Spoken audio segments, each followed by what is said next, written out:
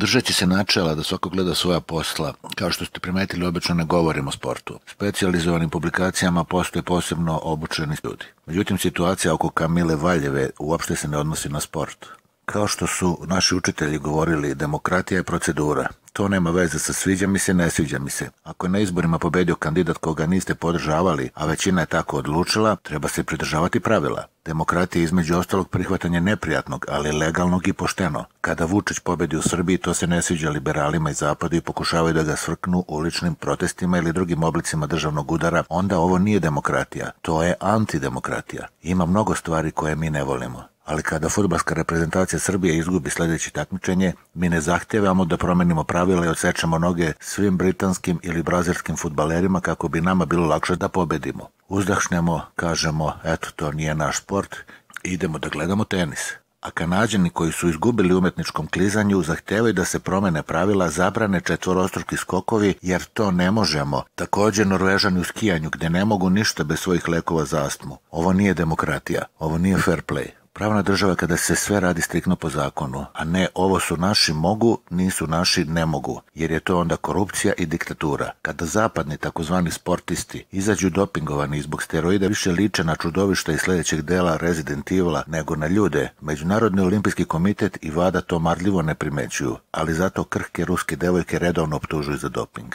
Nije važno ko bocka, važno je ko proverava. Demokratski i u okviru pravnog polja ovaj je slučaj dopinga otišao na sud. Sud je proglasio Valjevu nevinom i primljene u pojedinačna takmičenja. Međunarodni olimpijski komitet i VADA uložili su žalbu. To je njihovo pravo, to je i po zakonu. Ali apelacioni sud je također odbacio njihove tvrdnje i stao na stranu Valjeve. I to je strogo legalno.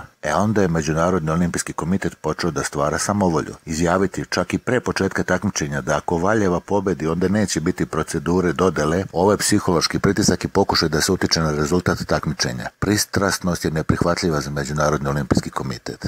Međutim, što je još najgore, ovi postupci Međunarodnog olimpijskog komiteta predstavljaju najobičniju samovolju. Delatnost ove organizacije striktno je regulisana statutom i relevantnim odredbama i pravilima. Recite mi, kojim propisima su predviđene ovakve odluke MOKA? Nema toga, ne postoji. U stvari, šef Međunarodnog olimpijskog komiteta Thomas Bach ponovio je trik francuskog kralja sunca, izašao i rekao: olimpijski pokret sam ja. Više se ni ne trude da održe privid zakonitosti ovakvih odluka. Ovo je apsolutizam, despotizam, tiranija i samovolja. Narodi su pravili revolucije da to zaustave. Francuska dinastija je veoma loše završila. Glave su im odsečene.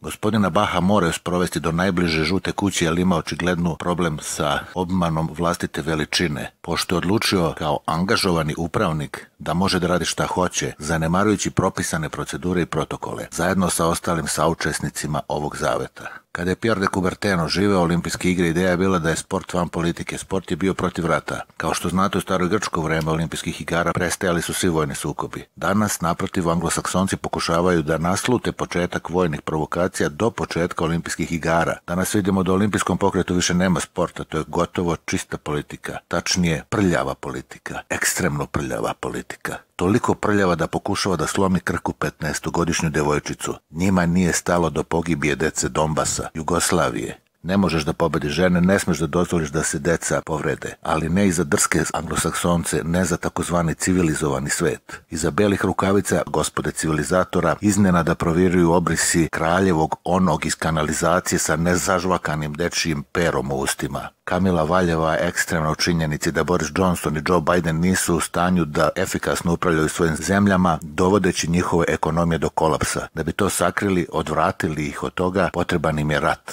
Polomljene dečje sudbine i upropašćeni dečiji životi, da se gomila degenerika još malo održi na vlasti. Da li zaista želite da oni pobede?